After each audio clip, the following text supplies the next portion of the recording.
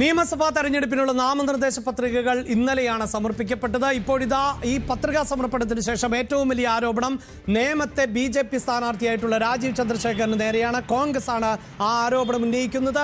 200 കോടി രൂപയുടെ സ്വത്ത് വിവരങ്ങൾ മറച്ചുവെച്ചു എന്നതാണ് ആരോപണം. നേമത്തെ യു.ഡി.എഫ്. സ്ഥാനാർത്ഥി ശബരിനാഥ് മാധ്യമങ്ങളെ കാണുകയാണ്. തീർച്ചയായും ഈ വിഷയമായിരിക്കണം ശബരിനാഥ് ഉന്നയിക്കുന്നത്. അദ്ദേഹത്തിന്റെ വാക്കുകൾ നോമിനേഷൻ പ്രക്രിയയുടെ ഭാഗമായി ഞാൻ നോമിനേഷൻ നൽകിയത് ഇന്ന് രാവിലെ 11 മണിക്കാണ് സ്ക്രൂട്ടിനി ഉള്ളത്. അപ്പോഴാണ് INC കേരള എന്ന് പറഞ്ഞ കോൺഗ്രസിന്റെ ട്വിറ്റർ ഹാൻഡിലൂടെ വളരെ ഗുരുതരമായിട്ടുള്ള ഒരു ആരോപണം നേമത്തെ NDAയുടെ സ്ഥാനാർത്ഥിയും BJPയുടെ സംസ്ഥാന അധ്യക്ഷനുമായിട്ടുള്ള ശ്രീ രാജീവ് ചന്ദ്രശേഖരനെതിരെ വന്നിട്ടുള്ളത്. ആ ട്വിറ്റർ ഹാൻഡിൽ കണ്ടതുപോലെ, ട്വിറ്റർ പോസ്റ്റർ കണ്ടതുപോലെ തന്നെ ഏകദേശം 200 കോടി രൂപയുടെ അസറ്റ് അദ്ദേഹം അതിൽ വെളിപ്പെടുത്തിയിട്ടില്ല എന്നുള്ള വളരെ ഗുരുതരമായിട്ടുള്ള ഒരു ആരോപണം വന്നിട്ടുണ്ട്. അപ്പോൾ ആ കാര്യങ്ങൾ നമ്മൾ പഠിച്ചുകൊണ്ടിരിക്കുകയാണ്. 11 മണിക്ക് സ്ക്രൂട്ടനിക്ക് പോകുമ്പോൾ വളരെ ശക്തമായിട്ട് ഈ വിഷയത്തിൽ ഔദ്യോഗികമായിട്ട് ഇന്ത്യൻ നാഷണൽ കോൺഗ്രസിന്റെ UDFന്റെ സ്ഥാനാർത്ഥിയായിട്ടുള്ള ഞാനും നമ്മുടെ ടീമും അതിന്റെ പരാതി കൊടുക്കാൻ പോവുകയാണ്. അപ്പോൾ അതിന്റെ സത്യാവസ്ഥ മനസ്സിലാക്കിക്കൊണ്ട് ബഹുമാനപ്പെട്ട ഇലക്ഷൻ കമ്മീഷൻ സത്വരമായിട്ടുള്ള നടപടികൾ എടുക്കുമെന്ന് വിശ്വസിക്കുന്നു. അത്ര മാത്രമേ ഈ അവസരത്തിൽ പറയുന്നുള്ളൂ. ബാക്കി സ്ക്രൂട്ടനിക്ക് ശേഷം.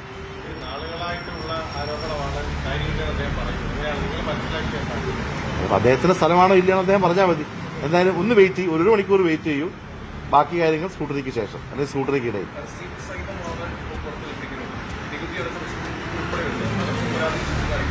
അത് വരട്ടെ, കാര്യങ്ങൾ പറയാം.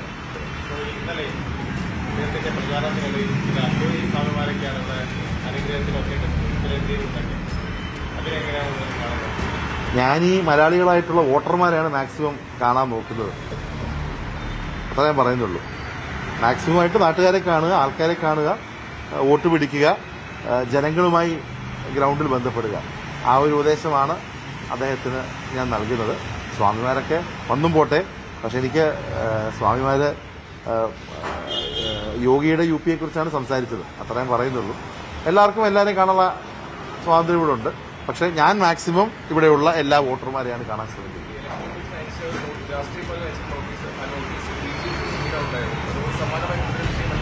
വളരെ പ്രധാനപ്പെട്ട വിഷയമാണ് ഇത്. ഇലക്ഷൻ കമ്മീഷന്റെ സീല് BJPയുടെ ഓഫീസിലാണോ അതോ BJPയുടെ സീല് ഇലക്ഷൻ കമ്മിറ്റിയുടെ ഓഫീസിലാണോ എന്ന കാര്യം മാത്രം പറഞ്ഞാൽ മതി. വളരെ ഹെവിലി കോംപ്രമൈസ്ഡ് ആണ്. ഇന്ന് നമ്മൾ സ്ക്രൂട്ടനിയിലേക്ക് പോകുമ്പോൾ ആ കോംപ്രമൈസ് ഉണ്ടാവില്ല എന്നുള്ള വിശ്വാസത്തിലാണ് ഭരണാധികാരിയുടെ മുന്നിൽ UDFന്റെ സ്ഥാനാർത്ഥി പോകുന്നത്. അത്രയും മാത്രം അവസരത്തിൽ പറയുന്നുള്ളൂ. ആ നിലപാടുകൾ എടുക്കാൻ തീരുമാനിക്കുകയാണെങ്കിൽ കാര്യങ്ങൾ കൂടുതൽ കടുക്കും. അത്രയേ ഉള്ളൂ. ബാക്കി സ്ക്രൂട്ടനിക്ക് ശേഷം. അതായത് നിയമസഭാ തെരഞ്ഞെടുപ്പിനുള്ള നാമനിർദ്ദേശ പത്രികാ സമർപ്പണം പൂർത്തിയാകുന്നു. സൂക്ഷ്മ പരിശോധന ഇന്ന് നടക്കുന്നു. തീർച്ചയായും രാജീവ് ചന്ദ്രശേഖരന് നേരെ ഇന്നലെ മുതൽ ഉയർന്നു വന്ന ആരോപണമാണ്. ആ ആരോപണം കൂടുതൽ ശക്തിപ്പെടുത്തുകയാണ്. പ്രത്യേകിച്ച് നേമത്തെ UDFന്റെ സ്ഥാനാർത്ഥിയായിട്ടുള്ള ശബരിനാഥാണ് മാധ്യമപ്രവർത്തകരെ കണ്ടത്. നിലവിൽ സത്യവാങ്മൂലത്തിൽ സ്വത്ത് വിവരങ്ങൾ രാജീവ് ചന്ദ്രശേഖരൻ മറച്ചുവെച്ചു എന്നുള്ളതാണ് കോൺഗ്രസിന്റെ ആരോപണം. പ്രത്യേകിച്ച് 200 കോടി രൂപയുടെ സ്വത്ത് വിവരമാണ് മറച്ചുവെച്ചത് എന്നതാണ് എടുത്തു പറയുന്നത്. അതിൽ തന്നെ പറയുന്നത് അനുസരിച്ച് ഈ ബാംഗ്ലൂരിലെ കോറമംഗലം 3rd ബ്ലോക്കിൽ കൃത്യമായി സ്ഥലവും വലിയ കൊട്ടാര സദൃശമായ ഭവനവും ഈ രാജീവ് ചന്ദ്രശേഖരനുണ്ട് എന്നാണ് പറയുന്നത്. 49,000 സ്ക്വയർ ഫീറ്റ് വിസ്തൃതിയുള്ള വീടാണ് അവിടെ ഉള്ളത് എന്ന് പറയുന്നു.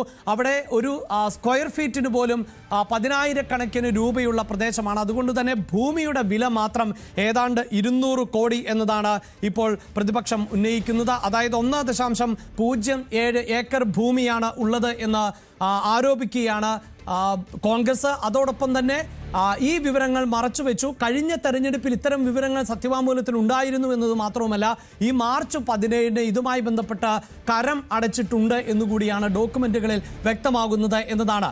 ഈ വിഷയം കൃത്യമായി ഉന്നയിക്കും എന്നുകൂടിയാണ് നേമത്തെ UDF സ്ഥാനാർത്ഥിയായിട്ടുള്ള ശബരിനാഥ് പറയുന്നത്. സാരംഗാണ് വാർത്തയുടെ വിശദാംശങ്ങളുമായി ചേരുന്നത്. സാരംഗ്, നമ്മൾ ഈ സൂക്ഷ്മ പരിശോധനയുടെ മറ്റു വാർത്തകളിലേക്ക് പോകുന്നതിന് മുമ്പ് പ്രധാനപ്പെട്ട ആരോപണം ഉയരുന്നത് BJPയുടെ സംസ്ഥാന അധ്യക്ഷന് നേരെയാണ്. BJP ഏറ്റവും കൂടുതൽ വിജയപ്രതീക്ഷ പുലർത്തുന്ന ആ നേമത്തെ സ്ഥാനാർത്ഥിക്ക് നേരെയാണ്. അവിടെ തെരഞ്ഞെടുപ്പ് കമ്മീഷൻ പക്ഷപാതപരമായൊരു നിലപാട് സ്വീകരിക്കില്ല എന്ന് പ്രതീക്ഷിക്കുന്നു എന്നുകൂടി ശബരിനാഥ് പറഞ്ഞു വെക്കുന്നുണ്ട്. എന്താണ് ആരോപണം? ഏത് നിലയിലാണ് ആരോപണം കടുപ്പിക്കുന്നത്?